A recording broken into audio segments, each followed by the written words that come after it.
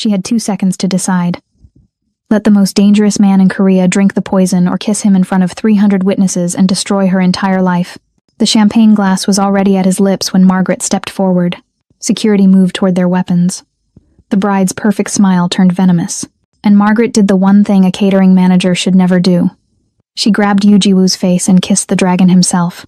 Hey family, before this story unfolds, I need you to do something for me. Drop a comment below and tell me where you're watching from and what time it is right now. Your comments fuel these stories and keep this channel alive. And don't forget to smash that subscribe button because what Margaret does next will leave you absolutely speechless. The ballroom exploded into chaos. Gasps ripped through the air like breaking glass. Conversations died instantly. A champagne flute slipped from someone's hand and shattered against the polished marble, the sound echoing like a gunshot. Men who had built empires on violence instinctively reached inside their jackets, fingers finding cold metal. Women froze mid-laugh, their expressions shifting from celebration to shock. Yoo Ji-woo did not flinch. He stood perfectly still in his custom black tuxedo, the dragon tattoo barely visible above his collar. The most feared man in Seoul, and suddenly the most vulnerable. The kiss lasted 3 seconds, but in those 3 seconds, Margaret felt the full weight of her decision crush down on her chest like concrete. She was going to die. She knew it with absolute certainty. As she pulled back, her lips still dangerously close to his, she whispered against his mouth, her voice trembling despite every attempt to stay calm. The champagne, it's poisoned. Don't drink it. Hands grabbed her immediately. Security yanked her backwards so violently she nearly fell, her catering uniform twisting around her body. Someone shouted in Korean. Someone else cursed in a dialect she couldn't place. Chairs scraped loudly as syndicate members stood, their bodies coiled, ready for blood. What is this? So-min screamed, her voice cracking with humiliation and rage. The bride in the red dress looked like a woman whose kingdom was collapsing in real time. Get this woman away from him, now. Margaret didn't fight. Her heart hammered so violently she thought it might break through her ribs, but her eyes stayed locked on Ji-woo's face. She needed to see something, anything that told her she hadn't just sacrificed herself for nothing. For one terrible moment, his expression revealed nothing. Then his gaze dropped to the champagne glass still in his hand. It was a small movement, barely a flicker, but it changed the entire room. Enough. His voice was quiet, controlled, lethal. The room went silent. Let her go. The guards hesitated, their grip still tight on Margaret's arms. Sir, she assaulted you at your own wedding. Ji-woo turned his head slightly, and his eyes cut through the man like a blade through silk. I said, he repeated, each word colder than the last. Let her go. They released her instantly. A wave of confusion rippled through the crowd. So-min stared at him, disbelief and fury warring on her beautiful face. Ji-woo, are you serious right now? She just humiliated me, us, in front of everyone who matters. He didn't look at her. His eyes never left Margaret's face. Then, slowly, deliberately, he raised the champagne glass and tilted it. The golden liquid splashed onto the marble floor. Where it landed, the floor hissed softly, a faint wisp of smoke rising from the stone. Poison. The room erupted again, this time with accusation and panic. Everyone out, Ji-woo said, his voice cutting through the noise like a knife. The wedding is over. Murmurs exploded instantly. Protest, confusion, demands for explanation. But no one argued for long. When Yoo Ji-woo ended something, it ended. Within minutes, the grand ballroom began to empty. Syndicate families filing out with their security, their eyes hungry for gossip, their minds already calculating the implications. Margaret stood frozen in the center of the emptying room, her legs trembling, her server's apron wrinkled and stained, her pulse roaring in her ears. She had done it. She had warned him. Whether she survived what came next was no longer in her control. 2 men in black suits appeared at her sides. Not rough this time, but firm. They escorted her through a private corridor she didn't know existed, down a hallway lined with paintings that probably cost more than her apartment building, and into a small room with no windows. 1 table, 2 chairs, cold, clinical lighting. The door closed behind her, locked. Margaret sat down slowly, pressing her hands together in her lap to keep them from shaking. Her mind replayed So-min's voice from earlier, when Margaret had been refilling champagne flutes in the preparation room. That soft, musical laugh, that casual cruelty. After the toast, darling. It has to be after the toast when everyone's watching. Accidents happen all the time, especially at celebrations. And with everything in my name already. Margaret swallowed hard. She should have walked away. She should have pretended she heard nothing, kept her head down, collected her paycheck, and gone home to her sister. But then she remembered the way Jiwoo had smiled earlier when greeting guests, unaware, accepting congratulations from people who would mourn him publicly and divide his empire privately. Her chest tightened. She would make the same choice again. The door opened. Jiwoo stepped inside alone. He closed the door behind him and locked it himself, the sound echoing like a judge's gavel. Margaret stood up immediately, her chair scraping loudly. "I can explain. Sit." Something in his voice made her obey without thinking. He didn't sit right away. Instead, he walked to the table with controlled, deliberate movements, removing his jacket and draping it over the back of the chair. He rolled up his sleeves, revealing more of the dragon tattoo that wound up his forearm like a living thing. Then he placed the empty champagne glass on the table between them. "You saved my life," he said. Her throat tightened. "Yes. Why?" The question hung in the air like smoke. Margaret met his gaze. Those dark eyes that had seen too much violence, made too many impossible choices. "Because I couldn't walk away knowing what I knew and doing nothing." "You don't know me," he said. "You don't owe me anything. I wasn't doing it for you," she said before she could stop herself. His eyebrow lifted slightly. "Then for who?" "For me," she said quietly. "I couldn't live with that on my conscience.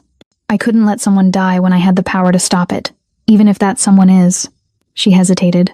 "Even if you're who you are." He studied her. Not like a predator studying prey, not like a boss evaluating an employee, like a man trying to understand something unexpected, something that didn't fit into his carefully controlled world. "You planned this," he said. "The kiss." "No," she said quickly. "I swear I didn't plan the kiss. I panicked. There were too many guards, too much noise. There was no other way to get close enough to warn you. And the accusation? You could have been wrong." "I wasn't wrong." Margaret's voice steadied. "I heard her. Your fiancé. She was in the preparation room with someone, talking about the toast, about timing, about how everything would be in her name after you were gone." She paused. "I serve people like you for a living, Mr. Yu. I know what ambition sounds like when it's willing to kill." A faint, humorless smile flickered across his face before disappearing. "You're either very brave," he said, "or very reckless." Margaret exhaled shakily. "I've been called worse." He leaned back slightly, arms folding across his chest. The dragon seemed to move with him. "What's your name?" "Margaret. Margaret Bowers." "American?" "American enough." "And you work for the catering company?" "I manage the team, yes." Silence stretched between them, heavy with unspoken calculations. Then Jiwoo asked quietly, "What are you running from, Margaret Bowers?" Her chest tightened. "I don't know what you mean." "Your hands were shaking before you kissed me," he said calmly. "That wasn't fear of me. That was fear you already carry. You live with it every day." His eyes never left hers. "So I'll ask again. What are you running from?" Margaret looked down, her jaw clenching. She shouldn't tell him. She didn't know this man. But something about the way he asked, the way he listened, made the truth claw its way up her throat. "I have a younger sister," she said finally. "She's 17. I've been taking care of her since our parents died 4 years ago. I work 3 jobs to keep her in school, keep us fed, keep us safe." She swallowed hard. "That's what I was protecting when I kissed you. Not you. My ability to keep doing that. Because if I had done nothing and you died and someone found out I heard something." She met his eyes. "People like you don't leave witnesses, Mr. Yu." For the first time since entering the room, something shifted in Jiwoo's expression. Not softness exactly, but recognition. Understanding. "You're right," he said quietly. "We don't." Margaret's blood went cold. Then he added, "Which is why you're in more danger now than you've ever been in your life." "What?" Margaret whispered. Jiwoo leaned forward, his voice dropping. "So Min isn't just my fiancée. She's the daughter of the Busan Syndicate. This wedding was a merger. A peace treaty between families who have been at war for a decade. By stopping that toast, by humiliating her in front of every power player in Korea, you didn't just save me. You destroyed a political alliance that cost years to build." Margaret felt the air leave her lungs. "I didn't know." "It doesn't matter what you knew," he interrupted, but not unkindly. "It matters what she'll do now. So Min won't come for me. I'm too protected, too powerful. But you?" His eyes held hers. "You're a catering manager with a teenage sister. You're exposed, vulnerable, easy. Then what do I do?" Margaret's voice cracked. I can't just leave the country. I have my sister, my life. You can't go home, Jiwoo said flatly. The moment you walk out of this building, you're a target. So-min has already sent people to find out who you are, where you live, who you love. He paused. Your sister is already being watched. Terror flooded through Margaret like ice water. No, you can't let them. I won't. His voice cut through her panic like a blade. But you have to trust me. Trust you? Margaret almost laughed, hysteria creeping in. I don't even know you. You knew me well enough to risk your life for mine, Jiwoo said. So now I'm going to do the same for yours. He stood, towering over her. And for the first time, Margaret saw not the cold syndicate boss, but the man beneath. The one who had almost died tonight. The one she saved. There's only one way to keep you alive, he said. So-min can't touch you if you belong to me. Margaret's heart stopped. What? Tomorrow morning, I'm going to tell every family in Seoul that you're mine. That the kiss wasn't an assault. It was a claim. That you're my mistress, my choice, and anyone who harms you answers to me personally. His eyes burned with intensity. It's a lie that will become your armor. And if I say no, then you die, Jiwoo said simply. Maybe not today, maybe not tomorrow, but soon. And your sister will be alone in this world with no one to protect her. Margaret stared at him, her mind racing. This was insane. This was a cage disguised as salvation. But as she thought about her sister, about the life she'd built from nothing, about the responsibility she carried every single day, she realized something terrible. She didn't have a choice. She never had. How long? She whispered. Until the threat is gone, Jiwoo said. Until I root out every traitor in my organization and neutralize So-min permanently. And then you're free. Margaret closed her eyes, feeling the walls close in around her. When she opened them again, Yoo Ji-woo was still watching her with those impossible dark eyes. Okay, she said. I'll do it. The dragon smiled.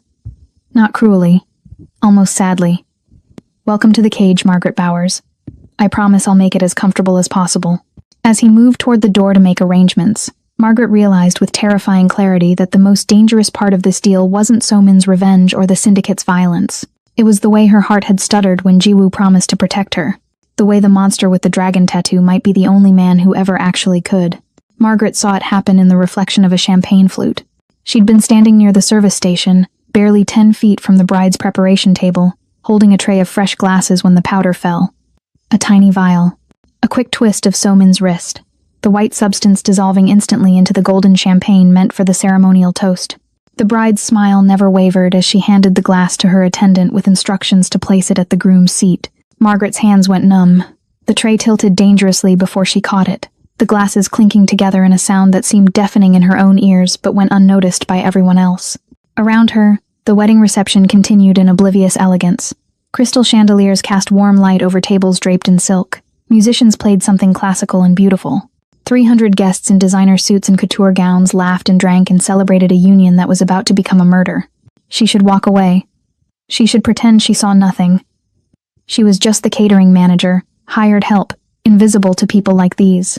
Her job was to make sure the champagne flowed and the appetizers circulated, and everyone went home satisfied. Her job was not to get involved in the private business of the Korean Mafia, but Margaret couldn't move. She stood frozen, watching So-min glide across the ballroom in that stunning red dress, her smile perfect, her hand resting possessively on Yoo Ji-woo's arm as she guided him toward the stage for the toast. The woman was about to murder her own fiancé in front of everyone who mattered and make it look like a tragic accident. Margaret's mind raced. She could tell security, but which security? Half the guards worked for Ji-woo's family, half for So-min's. She didn't know who was loyal to whom. She could try to grab the glass before the toast. But the stage was elevated, surrounded by guards, and she was just the help. They'd never let her get close. The master of ceremonies was calling for attention. Guests were turning toward the stage. Ji-woo was reaching for the poisoned champagne glass, his hand moving in slow motion while Margaret's heart thundered in her chest. 2 seconds. That's all she had. 2 seconds to decide between her safety and his life. 2 seconds to choose between walking away clean or destroying everything she'd built. Margaret set down her tray with shaking hands and started walking. Not toward security, not toward the exit, toward the stage. Her legs moved on autopilot while her brain screamed at her to stop, to turn around, to save herself. But her feet kept moving, carrying her through the crowd of syndicate members and business elites who barely glanced at the woman in the catering uniform. A guard stepped in front of her as she approached the stage. "Staff aren't allowed. I have an urgent message for Mr. Yu," Margaret said, surprised at how steady her voice sounded when everything inside her was chaos. "From the kitchen. About the food." The guard hesitated. Behind him, Jiwoo was lifting the champagne glass. The MC was saying something about unity and strength and the future. So-min's smile was radiant, poisonous. Margaret didn't wait for permission. She ducked around the guard and ran up the stage steps. Gasps erupted immediately. Someone shouted, multiple someones, but Margaret's eyes were locked on Yu Jiwoo, on the glass rising toward his lips, on the 2 seconds she had left to make this work. She'd never kissed anyone like this before. She'd never grabbed a stranger's face and pressed her mouth to theirs without permission, without warning, without any of the things that were supposed to come before a kiss. But Margaret didn't think. She just moved. Her hands found Jiwoo's lapels, fisted in the expensive fabric of his tuxedo, and pulled him toward her with a force that surprised them both. Their lips collided. The room erupted in chaos, shocked gasps, shouted questions. The sound of chairs scraping as people stood. But Margaret held on, held the kiss for 1 heartbeat, 2 heartbeats, just long enough to get close to his ear and whisper 4 words that would save his life and destroy hers.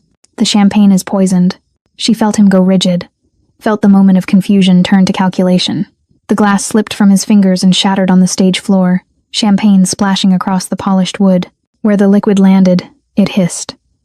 Actual hissing, like acid on metal. Small wisps of smoke rising from the finish. The room went silent. Every eye fixed on the sizzling champagne. Then So-min screamed. It wasn't a gasp of shock or a cry of concern. It was a scream of pure rage, the sound of a plan falling apart in real time. "Security! Get her away from him! What is she doing? Someone stop her!" Hands grabbed Margaret immediately. Rough hands that yanked her backward so hard she stumbled, nearly falling off the stage. Her uniform twisted around her body. Someone's grip left bruises on her arms. She heard shouting in Korean, in English, in languages she couldn't identify. The beautiful wedding reception had transformed into something dangerous in the span of 5 seconds. But Margaret's eyes stayed on Jiwoo.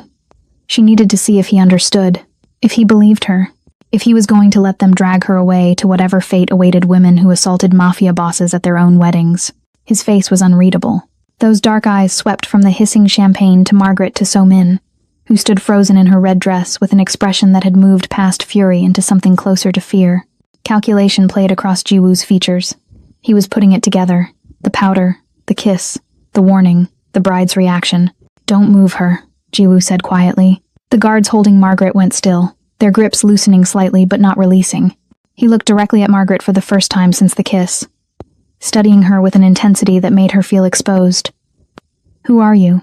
"Margaret Bowers. I manage the catering team." Her voice shook despite her best efforts. "I saw someone tamper with your glass. I didn't know how else to warn you." "She's lying." So-min's voice was shrill now, desperate. "She's clearly working for someone. This is an attack, an assassination attempt on both of us. You can't possibly believe." "The champagne is smoking," Jiwoo interrupted, still looking at Margaret. "Why is it smoking?" "Because it's poison," Margaret said. "I watched someone put powder in it, white powder from a small vial. It dissolved instantly." She swallowed hard.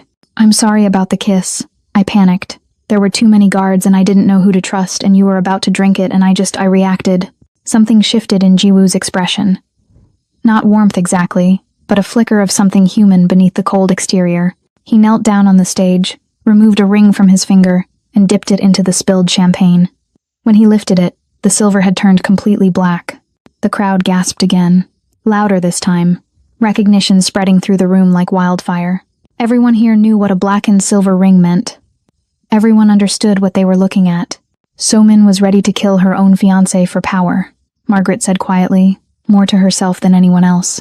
The reality was hitting her now, the magnitude of what she'd witnessed, what she'd prevented. She smiled at you, held your arm, guided you to your death and smiled the whole time. If you can't stand backstabbing people who smile to your face while holding a knife, you understand why Margaret couldn't walk away. Some betrayals are too cruel to ignore. Some loyalties matter more than safety. Jiwoo stood slowly, the blackened ring still in his hand, and looked at his bride. So-min's face had gone pale beneath her makeup. Her mouth opened and closed without sound. She looked like a woman watching her entire future collapse in real time. "Everyone out," Jiwoo said. His voice was calm, too calm. The kind of calm that came before violence. The wedding is over. Margaret's legs finally gave out. She would have fallen if the guards hadn't been holding her. This was it. This was where everything changed. She'd saved a man's life, and now she was standing in the wreckage of whatever came next. The dragon had been warned, and nothing would ever be the same. So-min was ready to kill her own fiancé for power. If you can't stand backstabbing people who smile to your face while holding a knife, smash that like button right now. Let's show them we value loyalty. The barrel of the gun was 3 inches from Margaret's temple. She could see it in her peripheral vision, black and cold, held by a man whose hand didn't shake. Around her, 5 more guards had materialized from the crowd, each one armed, each one waiting for the order. The wedding guests hadn't left yet. They stood frozen in a wide circle around the scene. Phones hidden but recording, eyes hungry for violence or scandal or both. Margaret's breath came in short, shallow bursts. Her catering uniform clung to her back with sweat. She'd kissed a Mafia boss at his own wedding, and now she was going to die in front of 300 witnesses who would forget her name by morning. Yu Ji-woo stood perfectly still, his hand still holding the champagne flute she'd tried to save him from. His expression revealed nothing.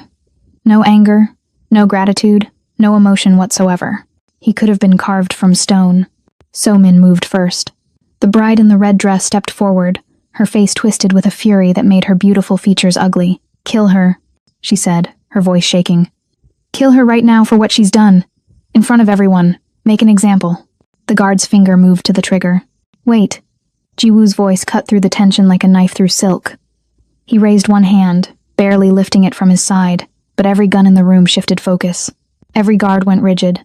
Even So-min froze mid-step. Margaret's heart hammered so violently she thought her ribs might crack. Ji-woo moved with the unhurried grace of a man who had never needed to rush because the world waited for him. He walked to where the champagne had spilled on the marble floor, each footstep echoing in the silent ballroom. Then he knelt down, his expensive tuxedo pants touching the polished stone, and removed a ring from his left hand. It was silver, engraved with symbols Margaret didn't recognize. Old, valuable, the kind of thing that had been passed down through generations of men who understood poison. Ji-woo dipped the ring into the puddle of champagne. When he lifted it, the silver had turned black. Not tarnished, not stained. Black, like someone had held it over a flame until all the shine burned away. The crowd gasped. Murmurs erupted like wildfire. Margaret heard the word poison in 3 different languages, heard someone's sharp intake of breath, heard So-min's heels click rapidly backward on the marble. Ji-woo stood slowly, holding the blackened ring up to the light where everyone could see it. His face remained expressionless, but something had changed in his eyes. Something cold and calculating and infinitely dangerous. "Lower your weapons," he said quietly. The guards hesitated, looking between him and So-min. Margaret could see the calculation in their faces, the question of who actually held power in this moment. So-min's family controlled Busan. Her dowry had funded half the syndicate's operations. Her connections reached into government offices and police precincts across the country. "I said lower them."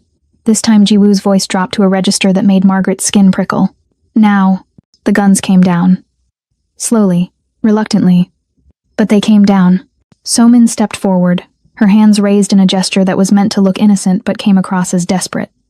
"Ji-woo, darling, this is insane." Obviously someone tampered with the champagne. "But that woman," she pointed at Margaret with a trembling finger, "she's clearly involved. She created a distraction. She's probably working for your enemies." "Is she?" Ji-woo turned to face his fiancée fully for the first time since the kiss. The dragon tattoo on his neck seemed to pulse in the chandelier light. "Then why would she warn me? Why would she risk her own life in front of 300 armed men to stop me from drinking?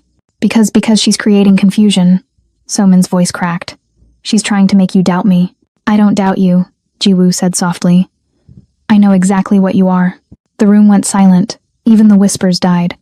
Margaret watched So-min's face drain of color, watched her perfect composure crumble like a sandcastle hit by a wave. This was the moment. The moment when the bride realized her plan had failed, and her future was collapsing. So-min's father pushed through the crowd, a thick man in an expensive suit with eyes like a shark. "Yu Ji-woo, we had an agreement. Our families are no longer united," Ji-woo finished. He looked at So-min's father with the same empty expression he'd given everyone else. "Your daughter just tried to murder me at our wedding, in my own home, using poison that I assume came from your connections in Busan." He held up the blackened ring. "Did you think I wouldn't test it? Did you think I'd gotten soft? You have no proof it was her," the father started. I have all the proof I need. Jiwoo gestured to Margaret without looking at her. This woman risked everything to warn me. Why would she do that if she was part of the plot? He paused. Unless you're suggesting she's simply stupid.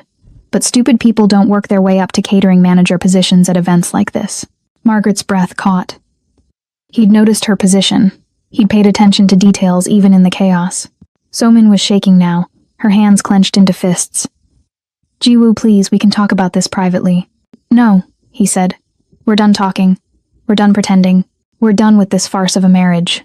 He turned to face the crowd, and when he spoke, his voice carried to every corner of the ballroom. The wedding is cancelled. The alliance between the Yu and Park families is severed, effective immediately. Chaos erupted. Shouting. Accusations. Somin's family pushing forward while Jiwoo's men formed a protective barrier. But Jiwoo ignored all of it. Instead, he walked directly to Margaret, who was still standing with guards on either side of her, and held out his hand. She stared at it like it might bite her. Take it, he said quietly, meant only for her ears. Trust me. Margaret didn't trust him. How could she? But she also didn't have a choice. She placed her shaking hand in his, and his fingers closed around hers with surprising gentleness. Then Jiwoo turned back to the crowd and said something that would change Margaret's life forever. This woman, he announced, his voice cutting through the chaos like a blade, is mine. She is under my protection. She is the reason I'm still breathing. And she is worth more to me than any political alliance. He pulled Margaret closer, his arm sliding around her waist in a possessive gesture that made her breath catch. Somin tried to kill me for power, but this woman saved me for nothing. That's the difference between ambition and loyalty. Somin screamed. An actual scream of rage and humiliation that echoed off the vaulted ceilings. You're choosing a servant over me? Over everything our family's built? I'm choosing someone who doesn't want me dead, Jiwoo said simply. Then he looked down at Margaret, and for the first time, something almost human flickered in his eyes. Hold on to me. What? He didn't give her time to finish. Jiwoo swept Margaret up into his arms like she weighed nothing, turned, and walked toward the private exit with long, deliberate strides. The crowd parted before him automatically. Guards fell into formation, and Margaret, pressed against the chest of the most dangerous man in Korea, realized she'd just been claimed in front of everyone who mattered.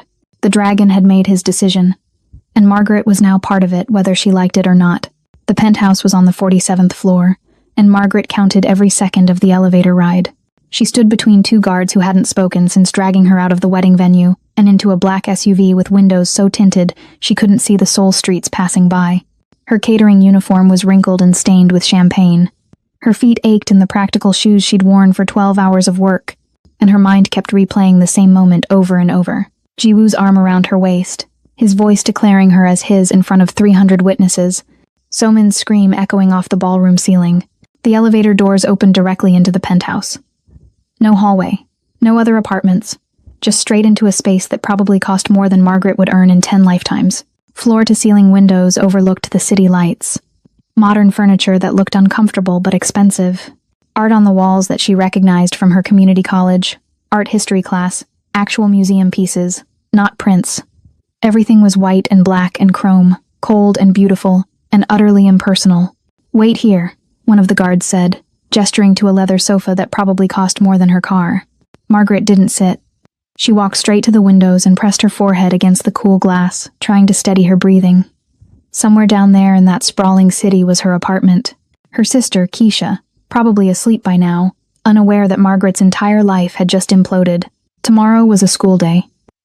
Keisha had a chemistry test she'd been studying for all week. I need to go home, Margaret said without turning around. I need to call my sister. She'll be worried. Mr. Yu will speak with you shortly, the guard replied. I don't want to speak with Mr. Yu. I want to go home. Margaret's voice rose despite her efforts to stay calm. I did what I came to do. I warned him. The wedding is over. I should be able to leave. The guards exchanged glances but said nothing. They stood by the elevator doors like statues, hands folded in front of them, faces expressionless. Margaret realized with creeping dread that she wasn't a guest here. She was a prisoner in a very expensive cage. 15 minutes passed, then 30. Margaret paced the length of the windows, her mind racing through possibilities. She could try to run, but the guards blocked the only exit. She could call the police, but what would she say? That she'd kissed a Mafia boss and now he'd brought her to his penthouse? That would go well. She could. The elevator doors opened, Yu Jiwoo stepped out, still in his tuxedo but with the jacket gone and his tie loosened. He'd rolled up his sleeves, and Margaret could see more of the dragon tattoo that wound up his forearm. It was intricate, beautiful in a dangerous way, the kind of art that took hundreds of hours and cost more pain than money. "Leave us," he said to the guards.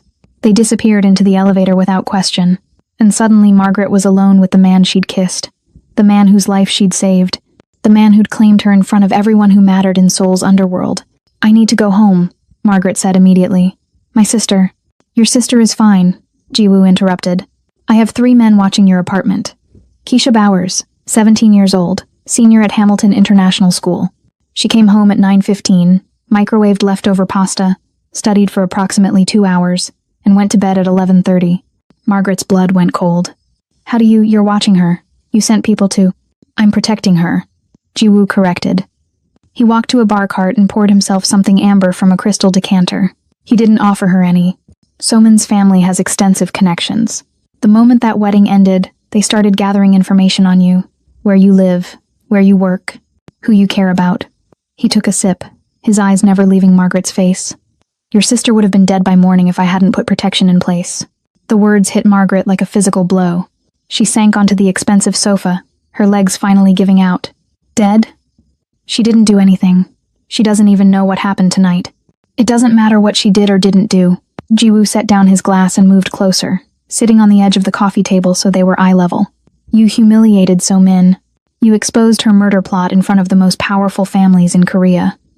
You cost her everything, her marriage, her alliance, her future. Women like that don't forgive. They destroy." "Then let me leave," Margaret said desperately. "Let me take Keisha and disappear. We'll leave Seoul, leave Korea entirely. You'll never see us again. You think you can hide from the Park family?" Jiwoo's laugh was humorless. "They have reach in 15 countries. They own police precincts, border officials, airport security. You wouldn't make it to Incheon before they found you." He leaned forward. "And even if you did somehow escape, what kind of life would that be? Running forever? Looking over your shoulder? Waiting for the knife?" Margaret's hands were shaking. She pressed them together in her lap, trying to stop the trembling. "So what then? You're keeping me here? I'm just supposed to stay in this penthouse while my sister..." "Your sister stays in her apartment under protection," Jiwoo said. "She goes to school, takes her tests, lives her normal life. Because no one will touch her if they think she's connected to me." "Connected to you how?" Jiwoo stood and walked to the windows, his back to Margaret. The dragon tattoo on his neck was fully visible now, curling up from beneath his collar. In the reflected city lights, it almost looked alive. "I need you to understand something," he said quietly. "This tattoo isn't decoration, it's a brand. It means I inherited my father's empire when I was 19 years old. It means I carry the weight of 2,000 men and their families. It means I can never put this burden down. Never walk away, never be anything other than what I am." He turned to face her. "It also means that anything I claim as mine is untouchable." Margaret's breath caught. "You already did that, at the wedding. You told everyone I was that I belonged to." "I told them you were worth more to me than a political alliance," Jiwoo corrected. "But words aren't enough. So-min's family will test that claim. They'll probe for weakness. They'll look for evidence that you're just a convenient lie." He moved closer, and Margaret had to tilt her head back to maintain eye contact. "We need to make them believe it's real." "Make them believe what's real?" "That you're mine. That you're my lover. That harming you would be the same as declaring war on me personally." Jiwoo's voice was matter-of-fact, like he was discussing a business contract instead of Margaret's entire life. "It's the only way to keep you and your sister safe until I can deal with So-min and the traitors in my organization." Margaret stood abruptly, putting distance between them. "You want me to pretend to be your mistress? That's insane. I don't know you. I don't know anything about your world. I'm a catering manager who works 3 jobs to pay rent. I'm not." "You're brave enough to kiss a Mafia boss to save his life," Jiwoo said. "You're smart enough to recognize poison when you see it. You're strong enough to raise your sister alone after your parents died." He tilted his head slightly. "Don't pretend you're not capable of this, Margaret. We both know better." The use of her first name felt intimate in a way that made her uncomfortable. Margaret wrapped her arms around herself, suddenly aware of how vulnerable she was in this space, in this situation, with this man who saw too much. "How long?" she asked. "Until the threat is neutralized. Weeks, maybe months. And then you're free. I'll give you enough money to relocate anywhere you want, Set up a new life. Put your sister through any university she chooses. Jiwoo returned to the bar cart and refilled his glass. Or you can stay in Seoul under my continued protection. Your choice. Margaret stared at him, trying to find the trap in his words, the hidden cost. Why are you doing this? You don't owe me anything. I chose to warn you. That was my decision. You saved my life. Something flickered in Jiwoo's expression, too quick to identify. Now I'm saving yours. Consider us even. But Margaret knew it wasn't that simple. Nothing with men like you, Jiwoo, was ever that simple. Still, as she thought about Keisha sleeping peacefully in their apartment, unaware that her sister's impulsive decision had painted a target on both their backs, Margaret realized she didn't have a choice. She never really had. Jiwoo is trying to do the right thing in a bad situation, Margaret thought. He's offering protection when he could just let So-min's family destroy her. But that didn't make the cage any less real. Okay, Margaret said finally. I'll do it. I'll play the role. But I have conditions. Jiwoo's eyebrow lifted slightly. You're negotiating? You said I'm brave and smart, didn't you? Margaret met his gaze steadily despite the fear coursing through her. My sister doesn't know anything about this. She thinks I'm working late. I want to keep it that way. I want to see her, talk to her, make sure she's really okay. Agreed. And no, Margaret's courage faltered. No actual intimacy. This is business. Protection for performance. Nothing more. Jiwoo studied her for a long moment, and Margaret couldn't read his expression. Then he nodded slowly. Nothing you don't consent to. But understand this in public. You must be convincing. You must look at me like you want me. Touch me like you know me. Defend me like you love me. Anything less and they'll know it's fake. Margaret's stomach twisted. I understand. Then we have a deal. Jiwoo extended his hand. Formal, businesslike. Margaret took it, and his grip was warm and firm and somehow reassuring despite everything. Welcome to the Gilded Cage, Margaret Bowers. I'll do everything in my power to make sure you survive it. As his fingers released hers, Margaret looked around the cold, expensive penthouse and realized the dragon had been right about one thing. She couldn't run from this. She could only survive it. And surviving meant becoming someone she'd never planned to be, the woman who belonged to you, Jiwoo. Even if it was all a lie. Jiwoo is trying to do the right thing in a bad situation, but So-min is just bitter. If you believe innocent people shouldn't pay for the mistakes of toxic exes, hit subscribe and comment leave Margaret alone. Let's protect our girl. The contract arrived on expensive paper at 7 in the morning, delivered by a woman in a designer suit who introduced herself as Jiwoo's attorney and didn't blink when Margaret answered the penthouse door in borrowed pajamas. Margaret had spent the night in a guest room that was bigger than her entire apartment, unable to sleep, staring at the ceiling and wondering what she'd agreed to. Now she sat at the kitchen island with coffee she didn't remember making, reading through 8 pages of legal language that basically said she belonged to Yu Jiwoo for an unspecified period of time in exchange for protection and compensation. It's not slavery, the attorney said, as if reading Margaret's thoughts. You can leave at any time. But the protection ends the moment you walk away. Margaret signed it with shaking hands. What choice did she have? Jiwoo appeared an hour later, showered and dressed in a black suit that probably cost more than Margaret's car. He looked well-rested, unbothered, like he hadn't just canceled his wedding and declared war on one of the most powerful families in Korea. The dragon tattoo peeked above his collar, a reminder of what he was beneath the expensive veneer. We need to establish our story, he said without preamble, settling onto the sofa across from her. How we met. When we started seeing each other. Why I chose you over So-min. Margaret set down her coffee cup carefully. Can't we just say it's none of their business? We could.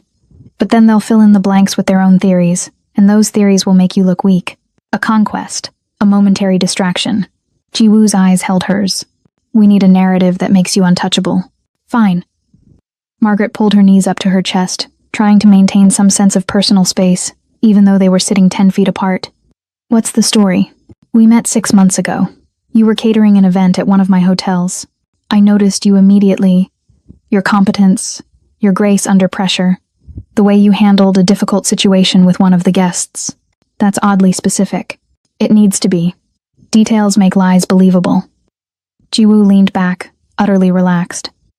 I pursued you. You resisted at first because you knew what I was, what getting involved with me would mean. But I was persistent. Patient. I courted you properly. Margaret almost laughed. Courted? You're making this sound like a romance novel. Powerful men court the women they actually want, Jiwoo said. They conquer the women they don't respect. Which story protects you better? The logic was brutal but sound. Margaret nodded slowly. Okay, so we've been seeing each other secretly for 6 months. Then why did you go through with the engagement to Somin? Politics. Family obligation. The engagement was arranged years ago, and I couldn't break it without cause. Jiwoo's expression darkened. Until Somin gave me cause by trying to poison me. That freed me to choose what I actually wanted. You. And the kiss? Was you taking a risk to save me? Yes. But it was also you finally claiming me publicly after months of hiding. He tilted his head. In this version, you're not a random waitress who assaulted me. You're the woman I chose, finally brave enough to stop hiding. Margaret processed this, trying to poke holes in the narrative. People will ask why we kept it secret. Because I was engaged and you have integrity. You refused to be the other woman publicly, even though we both knew the engagement was a sham. Jiwoo stood and walked to the windows. It makes you look principled, dignified. Not like someone who would break up a wedding on a whim. I did break up a wedding. You saved my life. There's a difference. He turned to face her. But we need to make sure everyone understands that difference, or they'll paint you as the villain. Margaret stood too, suddenly restless. She walked to the kitchen and refilled her coffee just to have something to do with her hands. This is insane. You're basically writing fiction and asking me to live it. I'm giving you armor, Jiwoo corrected. In my world, perception is protection. If they see you as someone I value, someone I chose deliberately over a political alliance, they won't touch you. But if they see you as a random woman who got lucky with a kiss, you're disposable. The word disposable hung in the air like smoke. Margaret gripped her coffee cup tighter. So what? We just tell people this story and hope they believe it? We don't hope. We practice. Jiwoo moved closer, entering her space in a way that made her breath catch. We learn each other. Favorite foods, music preferences, pet peeves, the kinds of details couples know without thinking. We're not a couple. In public, we are. His voice dropped lower. And in public, you can't hesitate. You can't flinch when I touch you. You can't look uncomfortable when I call you by a nickname or put my arm around you. He reached out slowly, giving her time to retreat, and tucked a strand of hair behind her ear. The gesture was gentle, almost tender, and Margaret hated how her skin tingled where his fingers brushed. In public, you must own me, Margaret.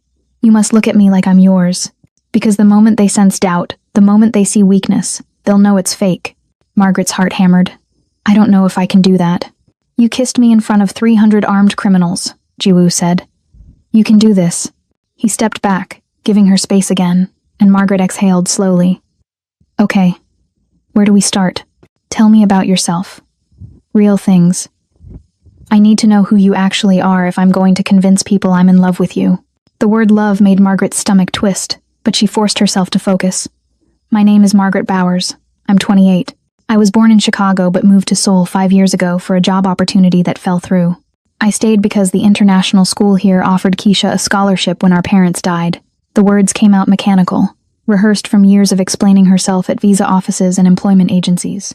I work 3 jobs: catering manager, weekend bartender, and freelance event coordinator. I send Keisha to therapy twice a month because she had nightmares after the accident. I haven't been on a real date in 2 years because I don't have time. I like old movies and terrible reality TV and coffee ice cream. I hate people who are late and liars and... She stopped herself. And, Jiwoo prompted, and men who think they can control women through fear. Margaret met his eyes. So this whole situation is pretty ironic, isn't it? Something flickered across Jiwoo's face. Not quite a smile, but close. I'm not trying to control you through fear. I'm trying to keep you alive through strategy. Is there a difference? Yes. He said it with such certainty that Margaret almost believed him. Fear makes people small. Strategy makes them powerful. I'm giving you power in a situation where you had none. Margaret wanted to argue, but she couldn't. He was right. Without this arrangement, she'd be running or dead. With it, she had protection, resources, and a narrative that made her untouchable. It was still a cage, but at least it was a gilded one. My turn, Jiwoo said. You Jiwoo, 32. I inherited my father's organization when I was 19, after he was assassinated by a rival family. I have no siblings. My mother lives in Singapore under a different name because staying in Seoul made her a target. His voice remained level, emotionless, like he was reciting facts about someone else. I don't drink often because I need to stay sharp. I don't sleep much for the same reason. I collect art because my father did, and maintaining his collection makes me feel connected to him. I've killed 7 men personally and ordered the deaths of countless others. I will never be able to walk away from this life, no matter how much I might want to." The honesty was jarring. Margaret stared at him, trying to reconcile this confession with the man who'd made sure her sister got home safely, who'd offered protection instead of abandonment. "Why are you telling me this?" "Because you need to understand what you're pretending to love," Jiwoo said. "I'm not a good man, Margaret. I'm a necessary one. I keep order in chaos. I prevent gang wars that would spill civilian blood, but I do it through violence and fear and calculated cruelty." He moved to the bar cart and poured water, not alcohol, like he needed something to do with his hands. "So when you look at me in public and pretend to see something worth loving, remember that you're playing a role. Don't make the mistake of believing your own performance." Margaret swallowed hard. "You're warning me not to actually fall for you. I'm warning you that the man I am in private is the same man I am in public. There's no secret gentle soul hiding under the dragon tattoo. This is all I am." He drank the water in one swallow. "But I keep my promises. And I promise to keep you safe." That's not a lie. They spent the next 3 hours building their backstory. Favorite restaurants they'd supposedly visited. Inside jokes they'd supposedly shared. The weekend trip to Jeju Island that never happened but would explain why Margaret had a tan line Jiwoo would definitely have noticed. It was exhausting, this construction of a fictional relationship, but Margaret couldn't deny the logic. Every detail was another brick in the wall protecting her. By afternoon, Jiwoo's phone buzzed with messages. He read them with an expression that shifted from neutral to concerned. "Somin's family is already moving. They're calling in favors, applying pressure. One of my suppliers just canceled a major contract. Because of me? Because of the failed wedding. But they'll use you as the excuse." He typed something quickly. "We need to make a public appearance. Soon. Tonight. Preferably." Margaret's stomach dropped. "Tonight? I don't have anything to wear to wherever people like you go at night." "That's being handled." As if on cue, the elevator doors opened, and 3 women entered carrying garment bags and makeup cases. Jiwoo gestured to them. "They'll make sure you look the part. I have meetings until 7. Be ready by then." "Ready for what?" "To convince Seoul's elite that you're worth starting a war over." Jiwoo headed for the elevator, then paused and looked back. "And Margaret?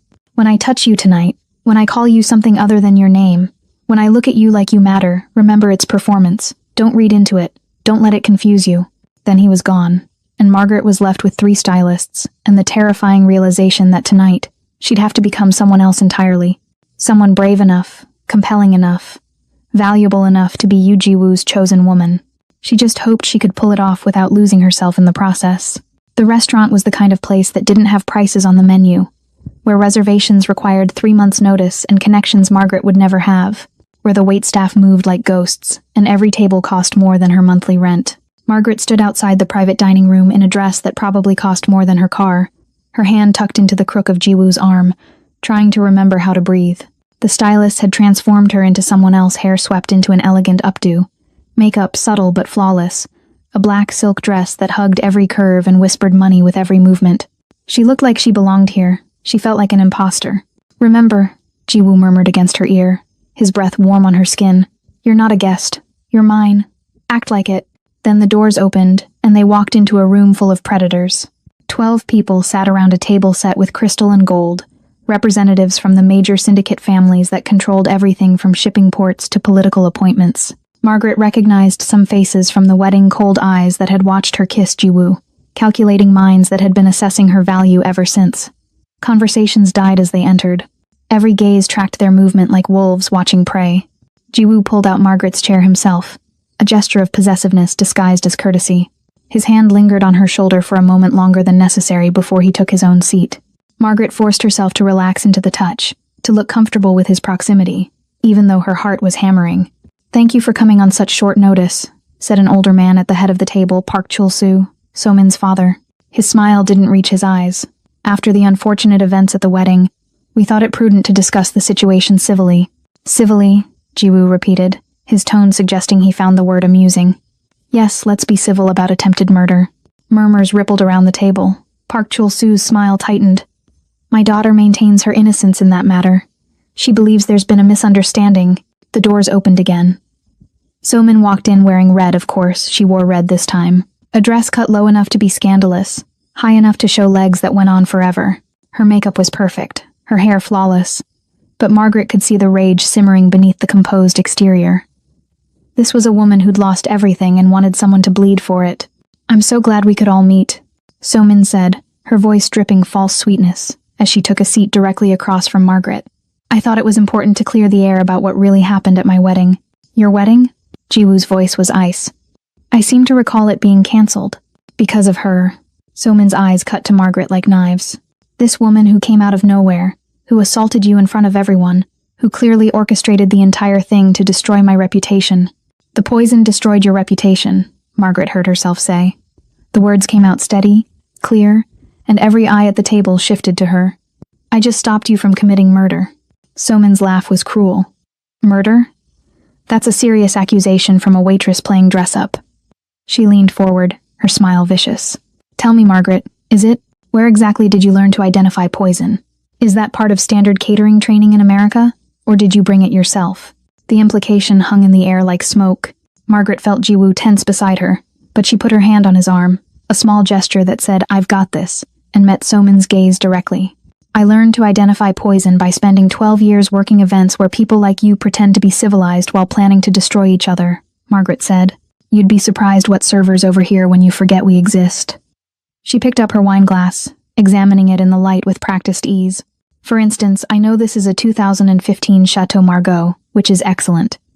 But serving it at room temperature in Seoul's summer humidity is amateur hour. Any sommelier worth their salt would have chilled it slightly." So-min's smile faltered. Around the table, several people glanced at their own wine glasses with newfound uncertainty. "I also know," Margaret continued, warming to the topic despite her terror, "that this entire menu is designed to impress rather than compliment. Foie gras followed by black cod? The flavors clash. You'd never see this pairing at a real high-end establishment. It's the kind of choice someone makes when they're spending money to prove they have it, rather than because they have taste." "How dare you?" So-min started. "And that dress," Margaret said, her voice sweet as poisoned honey. "Valentino, isn't it? From 2 seasons ago. Which is fine, of course, but wearing last year's couture to a power dinner is an interesting choice. It sends a message about your current access to resources." The silence that followed was absolute.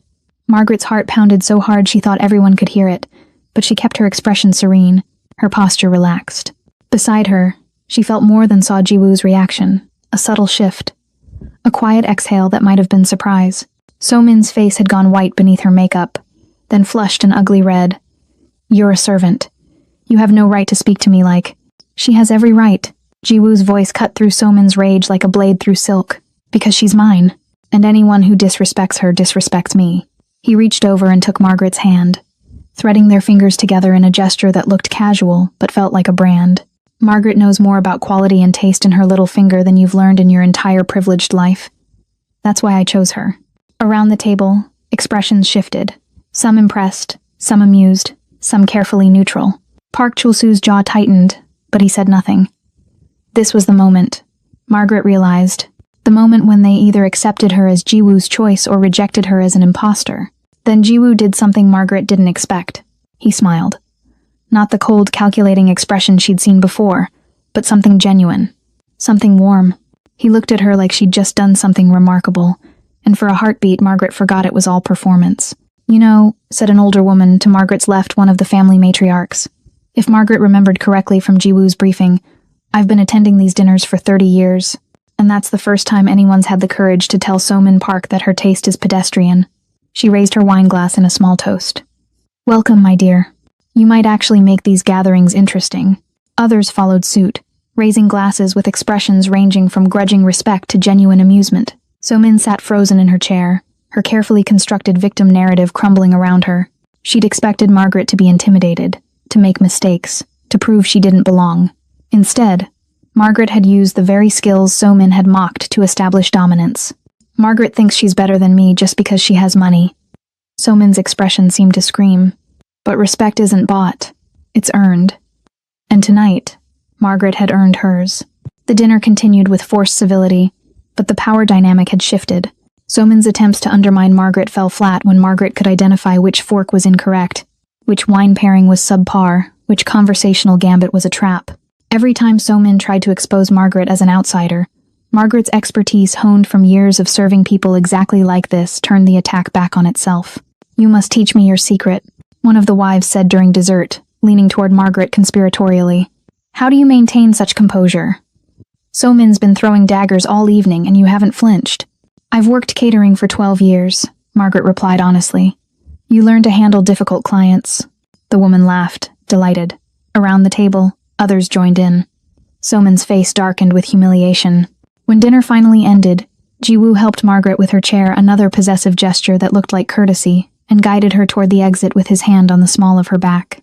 As they passed So-min, Margaret heard her hiss something in Korean that sounded like a threat. Ji-woo responded in the same language, his voice too quiet for Margaret to catch, but whatever he said made So-min go pale. They walked out into the cool night air, and Margaret finally let herself exhale. You did well, Ji-woo said once they were in the car, the privacy partition raised. The genuine smile was gone, replaced by his usual careful neutrality, but something had changed. Better than well. You destroyed her credibility without losing your composure. I was terrified the entire time, Margaret admitted. I know, but you didn't show it. That's what matters. He studied her in the dim light filtering through the tinted windows. Where did you learn to talk like that? The wine, the food pairing, the fashion critique. I told you. I've been working high-end events for over a decade. You think I haven't paid attention? That I haven't learned what separates real class from people just spending money? Margaret looked out the window at Seoul passing by.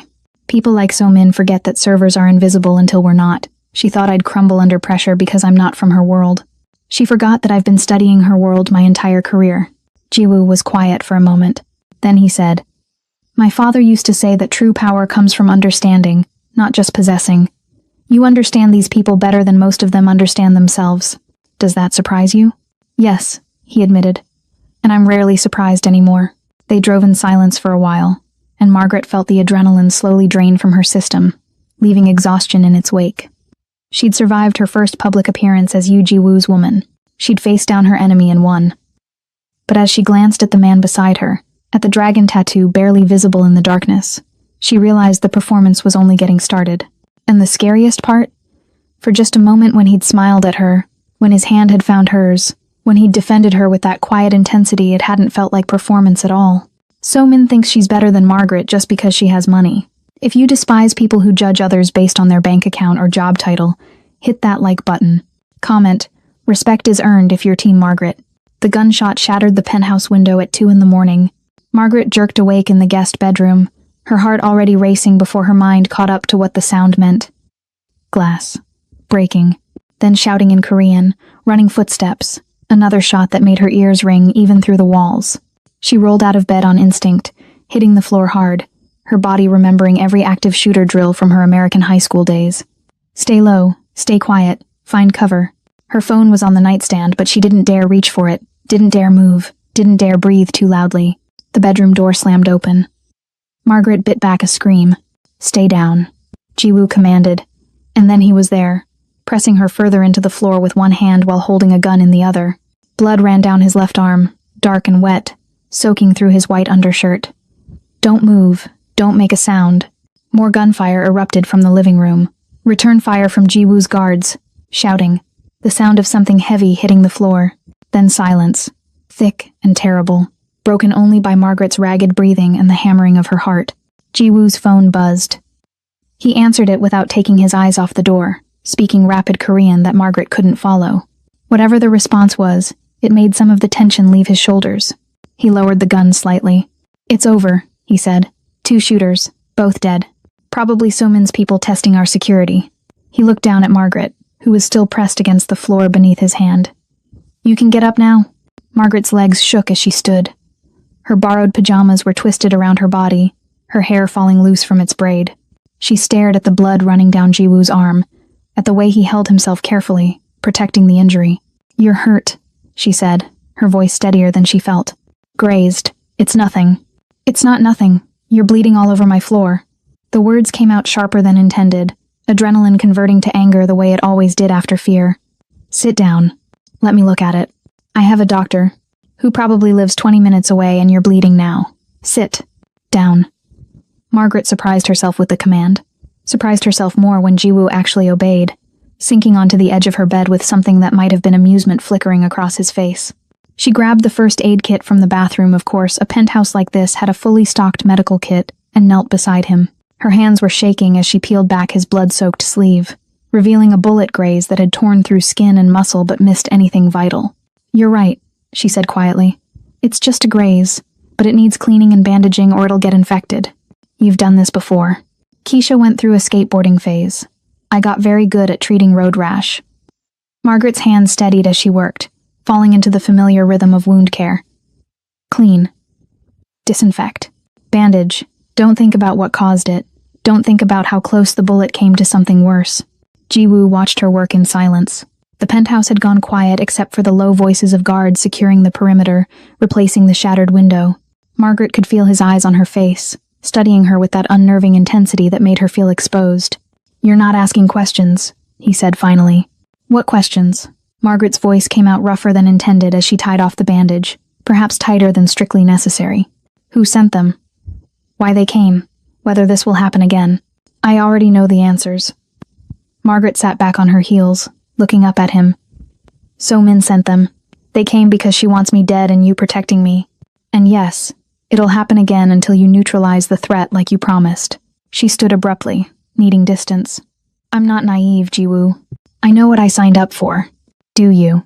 He stood too, moving closer despite the fresh bandage, despite the blood still staining his clothes. "Because you're shaking. I was just shot at. You were shot at because of me. Because I claimed you. Because I dragged you into a war you didn't start." His voice dropped lower. "You should be furious, terrified, demanding I let you go. Would you let me go?" Margaret met his eyes, searching for truth in that unreadable expression. The silence stretched between them, heavy with unspoken answers. Then Ji-woo reached out slowly, giving her time to retreat, and brushed his thumb across her cheekbone. It came away wet. Margaret hadn't realized she was crying. "No," he said finally, honestly. "Because letting you go means letting you die. And I don't break my promises." Something in his tone made Margaret's breath catch. This wasn't the cold Mafia boss or the calculated strategist. This was something rawer, more human. The adrenaline still coursing through both their systems had stripped away the usual carefully maintained distance. "Why?" Margaret whispered. "Why does it matter so much? I'm nobody. Just a catering manager who kissed you to save your life. You don't owe me this much. You think saving someone's life creates a small debt?" Ji-woo's hand was still on her face, his thumb now tracing the line of her jaw with a gentleness that contradicted everything she knew about him. "In my world, that's everything. That's the only thing that actually matters.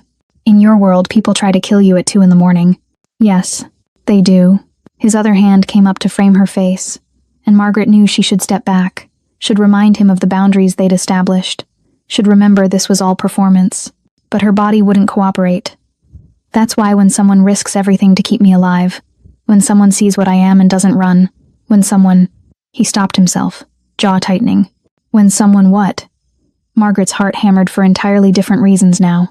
When someone looks at the monster and treats his wounds anyway. Ji-woo's voice had gone rough, almost raw. "You should have left me bleeding.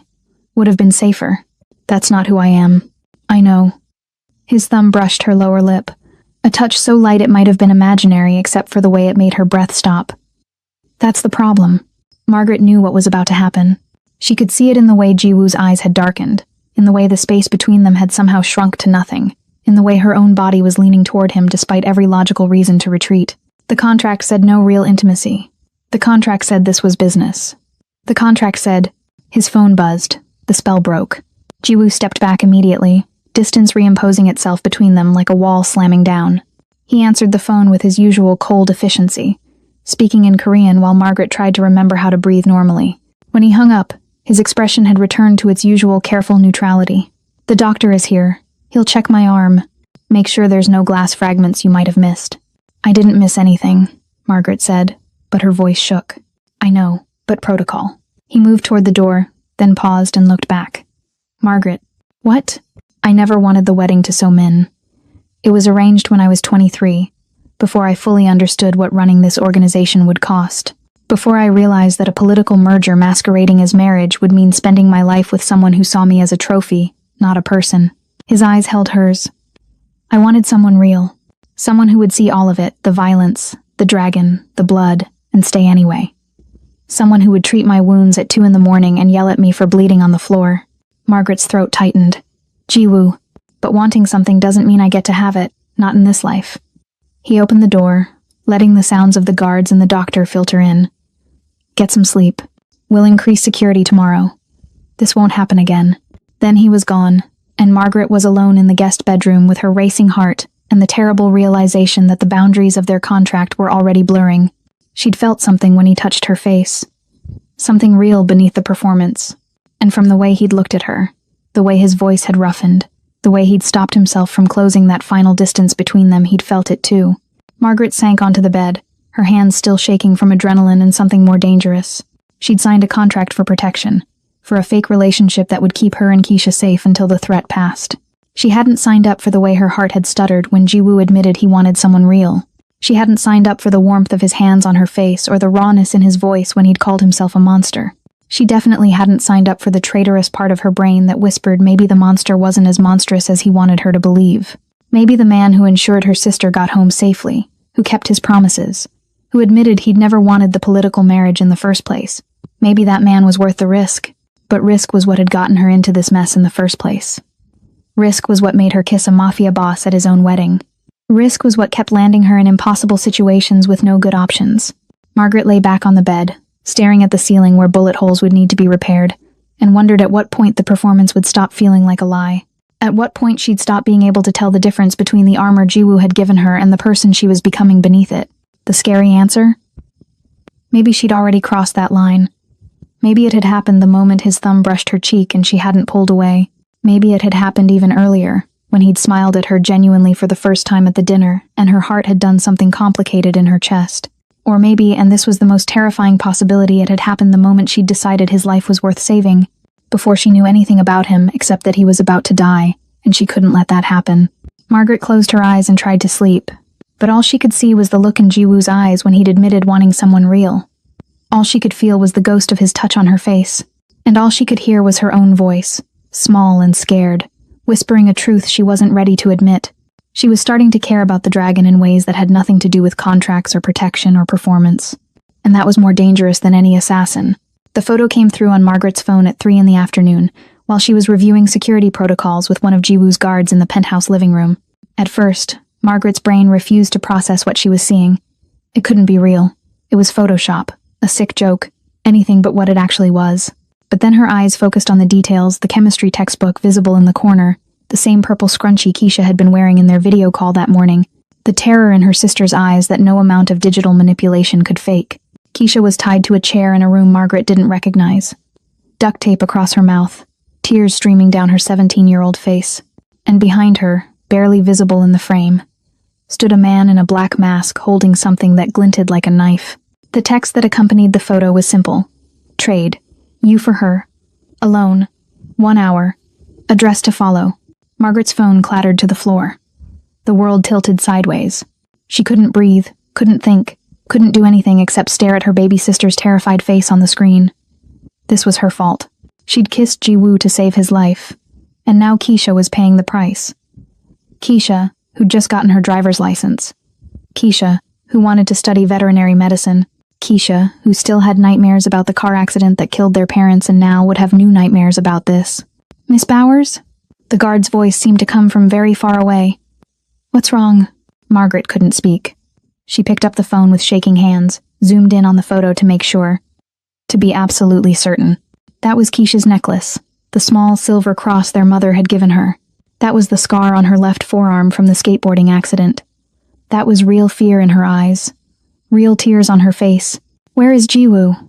Margaret's voice came out strangled, barely human. I need to see him now. The guard made a call.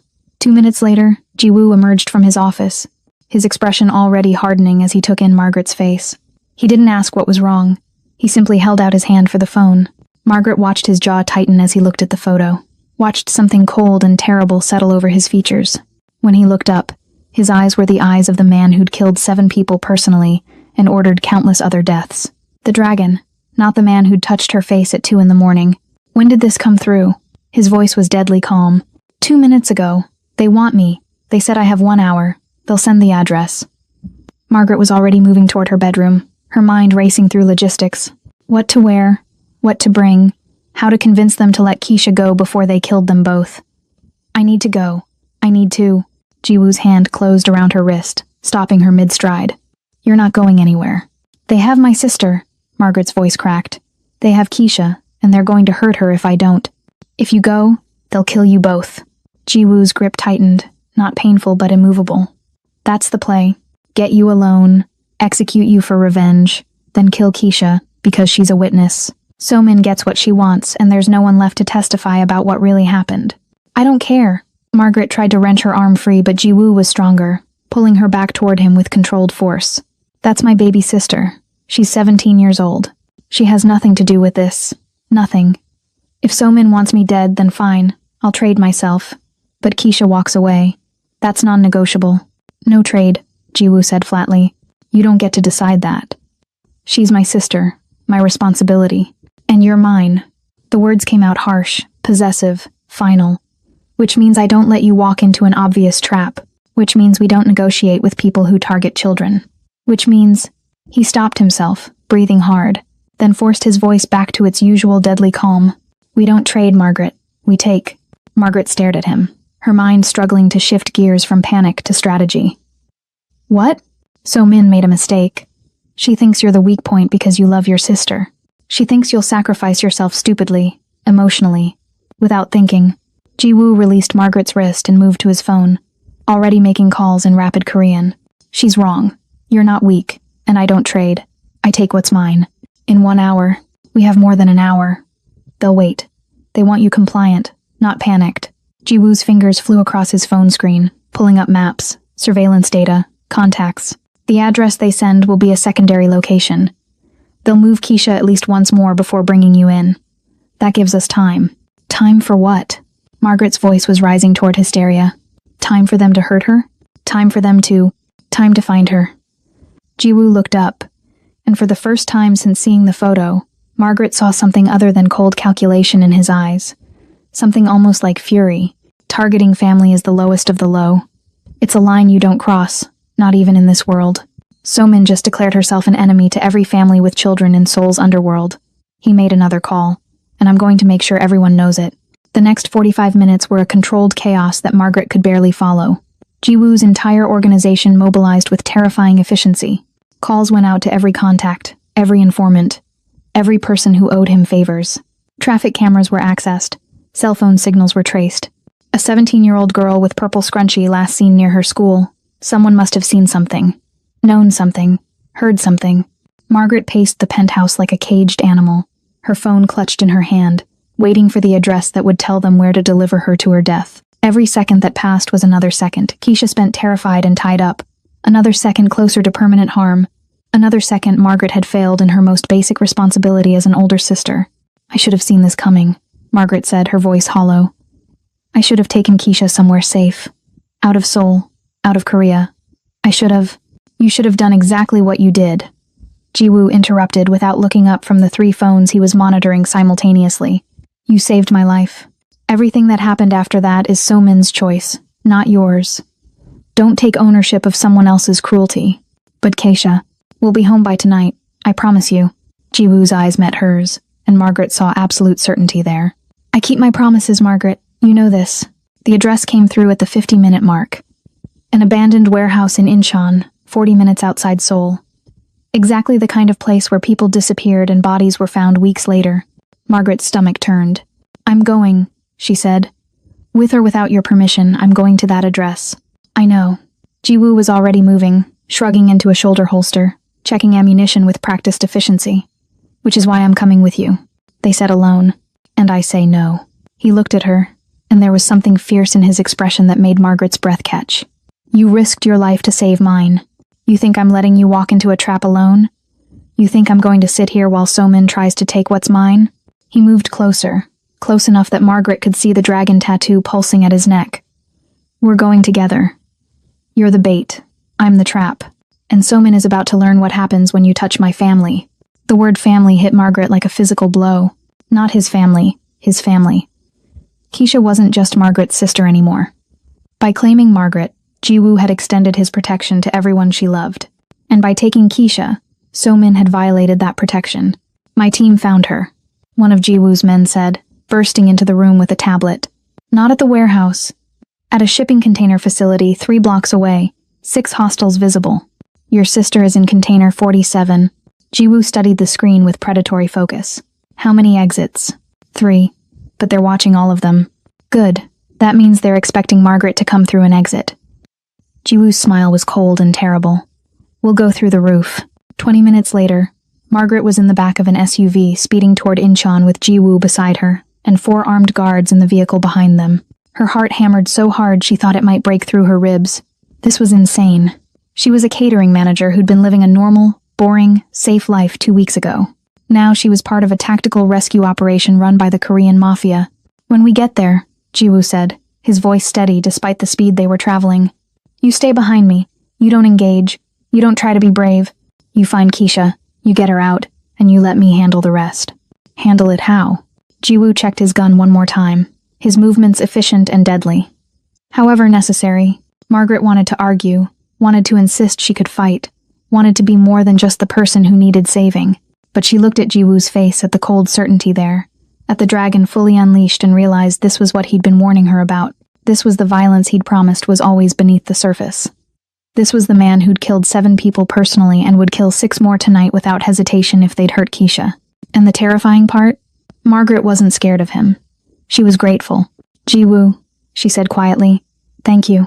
He looked at her then, and something softened in his expression. Just for a moment. Just long enough for Margaret to see the man beneath the dragon.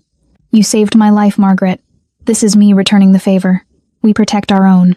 That's the only rule that actually matters. Family first, Margaret thought as the SUV pulled up to the shipping facility, and Jiwoo's team began to move. That's what he was teaching her. That in his world, loyalty to family trumped everything else.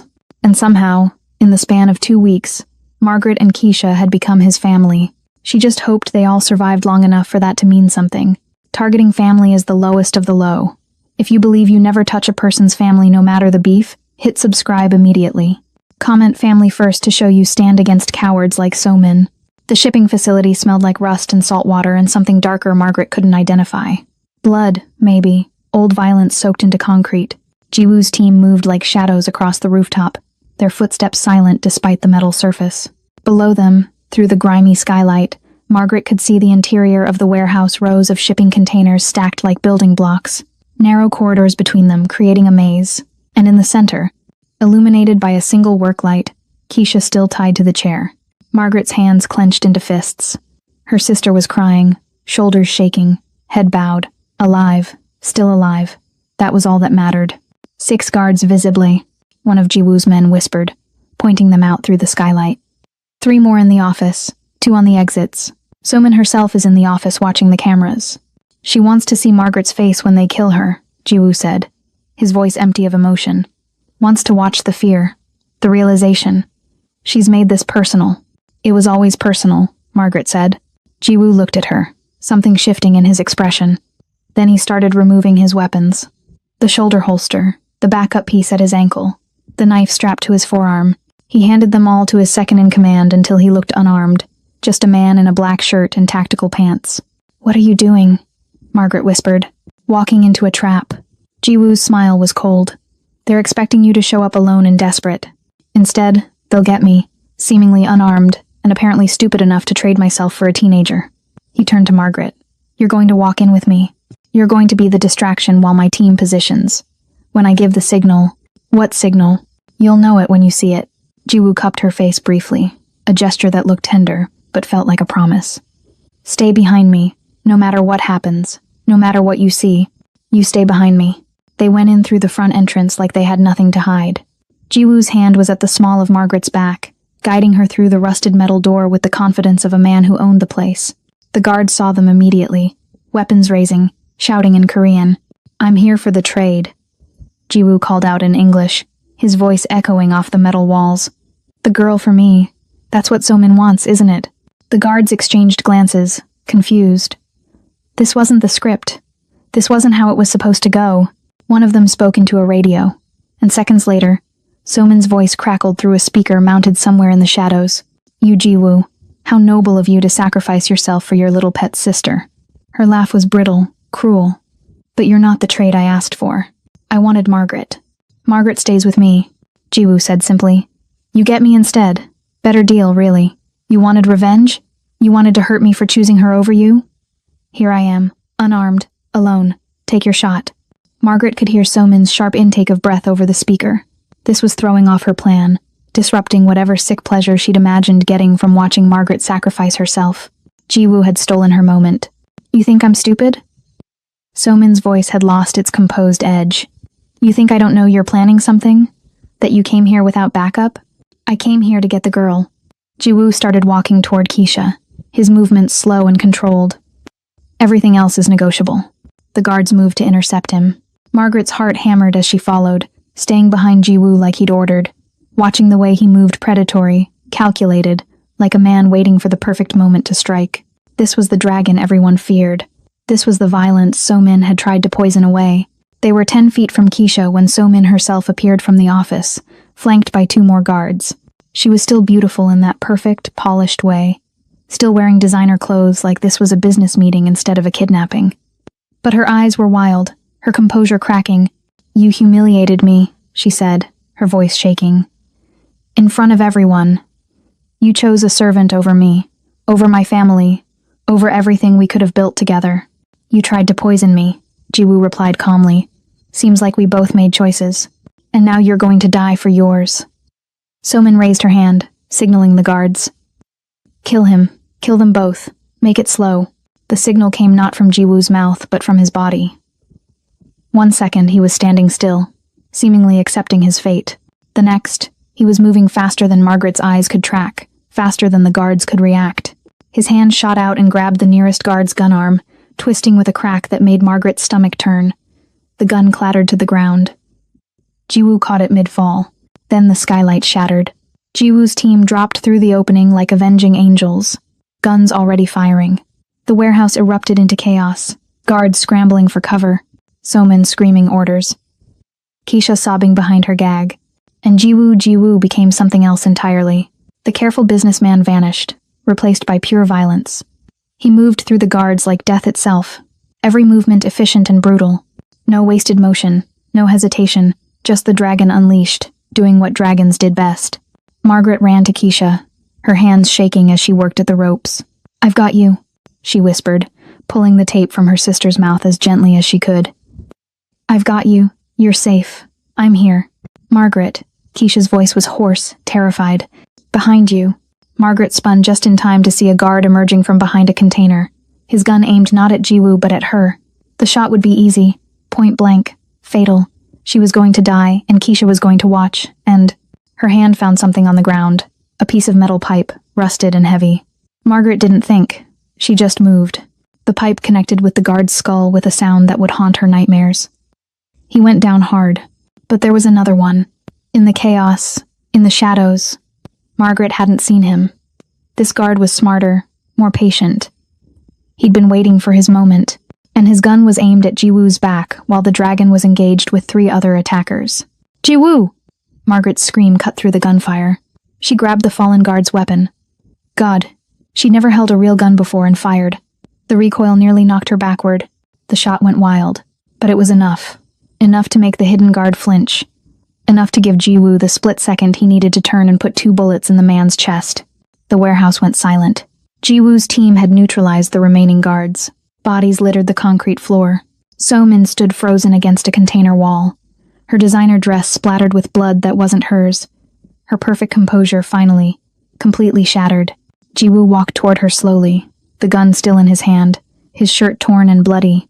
He looked like something out of a nightmare, beautiful and terrible and absolutely deadly.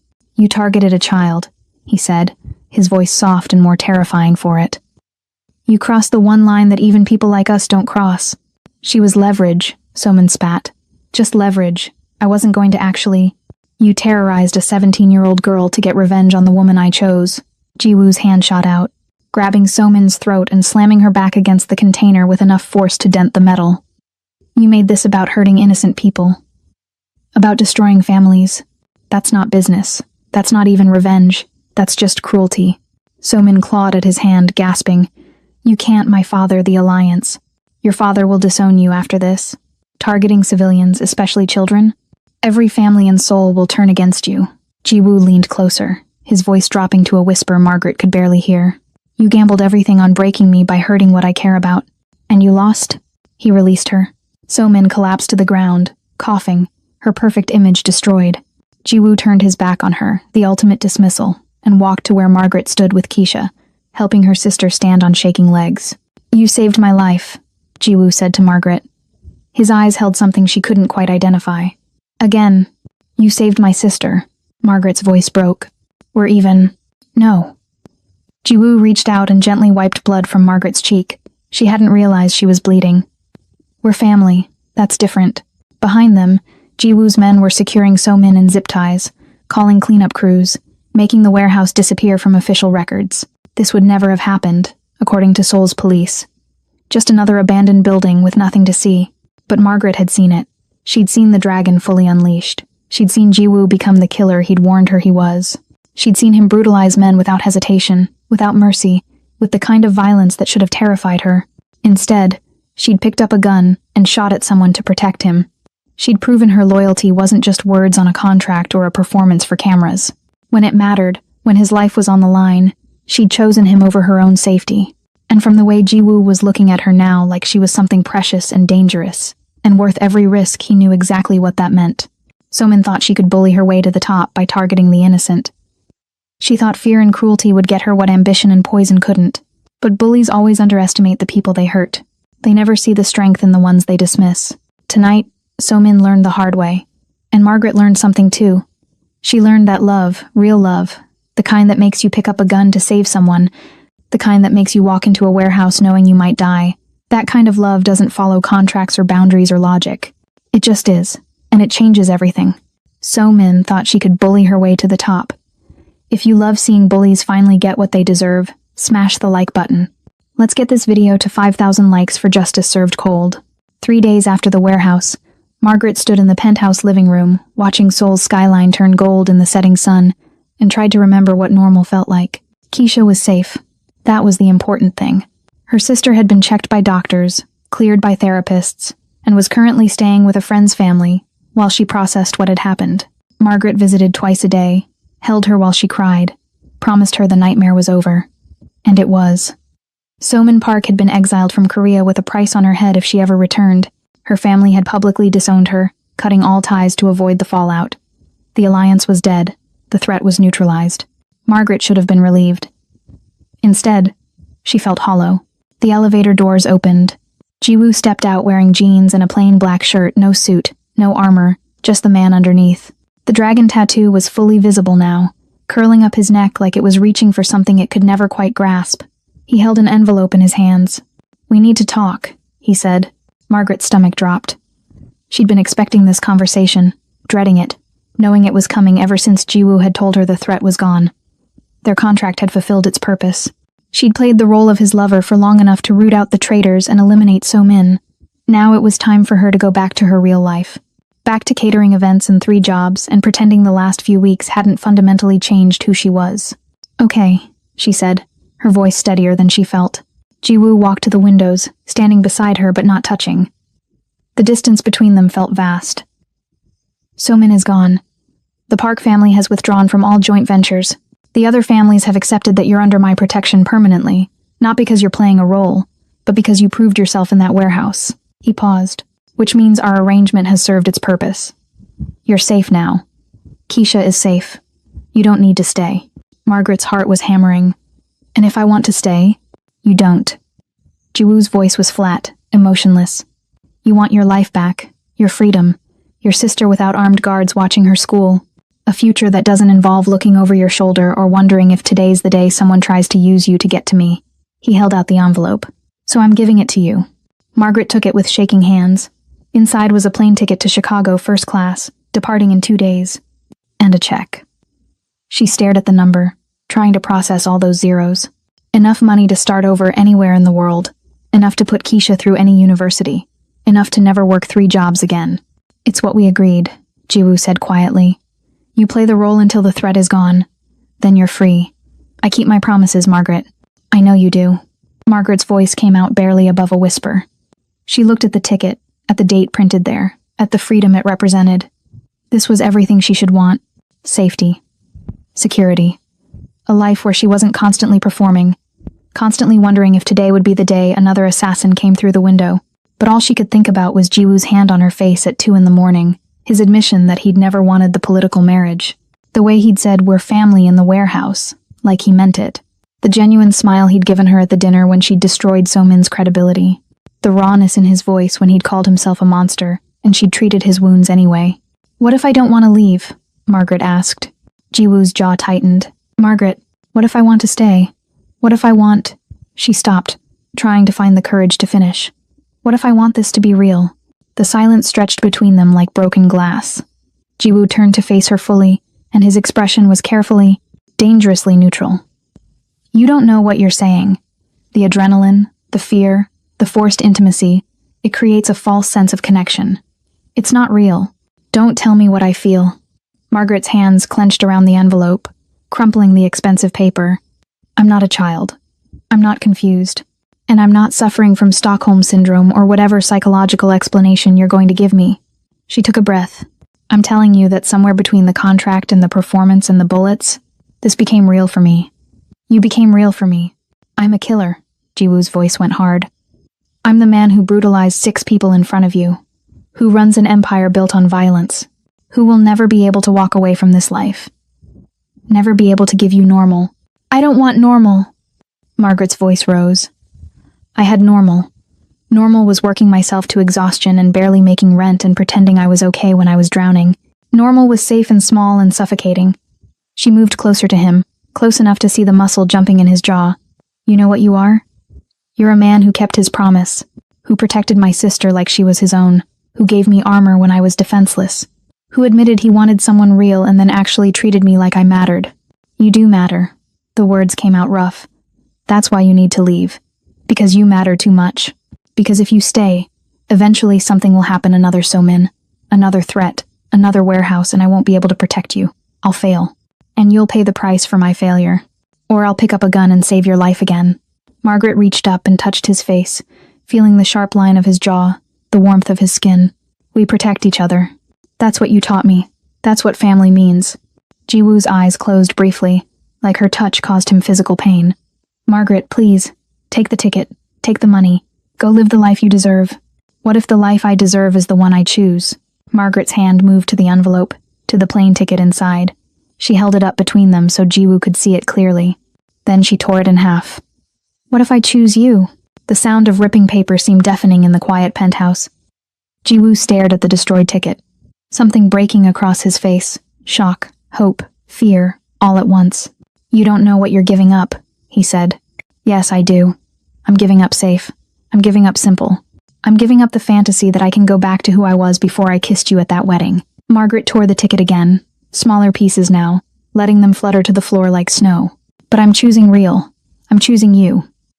The dragon tattoo and the violence and the empire and the man underneath who wanted someone to see him and stay anyway. I'll ruin you." Jiwoo's voice was barely audible. "Maybe." Margaret smiled despite the tears forming in her eyes. "Or maybe we'll ruin each other in the best possible way. Maybe we'll build something new out of the wreckage. Maybe—" Her courage faltered. "Maybe you'll choose me back?" Jiwoo moved so fast Margaret barely registered it before his hands were in her hair and his mouth was on hers. Not gentle. Not careful. Desperate. Like he'd been holding back for weeks and couldn't anymore. Like he'd been waiting for permission to want this. Want her. Want something beyond duty and protection and performance. Margaret kissed him back with everything she had, all the fear and adrenaline and impossible feelings she'd been trying to deny. This wasn't part of the contract. This wasn't for cameras or witnesses. This was just them. Finally honest. Finally real. When they broke apart, both breathing hard, Jiwoo pressed his forehead to hers. "You're insane," he whispered. "Probably."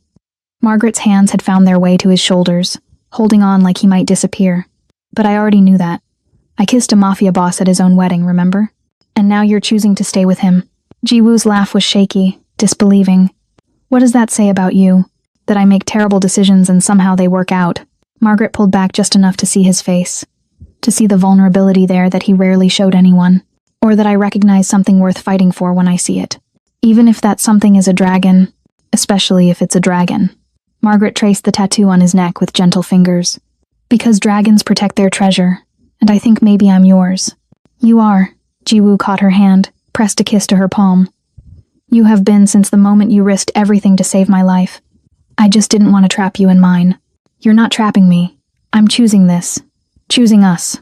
Margaret glanced at the torn ticket pieces on the floor, at the check she'd dropped without even looking at the amount. So what happens now? Now? Jiwoo's smile was real, warm, the one Margaret had only seen a handful of times. Now we figure out what we actually are when we're not pretending. Now we rebuild the empire without the toxic alliances. Now we... He stopped, something uncertain crossing his face. Now I ask you to marry me. For real this time. Not for politics or protection or performance. Just because I want you. Because you're the only person who's ever seen all of me and stayed. Margaret's breath caught. That's not a question. Margaret Bowers, will you marry me? Jiwoo asked properly. And there was something almost nervous in his voice. Will you choose this life, this violence?